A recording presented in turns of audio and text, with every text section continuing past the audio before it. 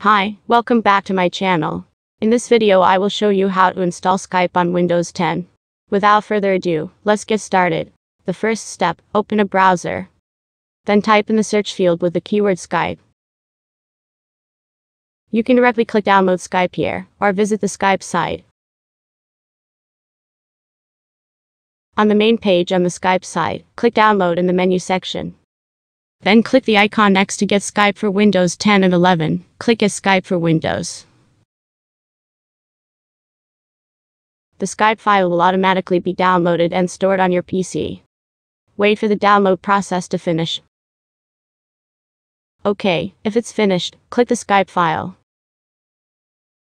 Then click Install to continue with the installation. Until this stage, wait for the installation process to finish. If it's finished, the Skype application will automatically open. Skype icon will appear on your PC screen. It will also appear in Start menu. You can log into your Skype account and can directly use the Skype application on your PC. I hope this video is useful for you guys. Thank you and see you in the next video.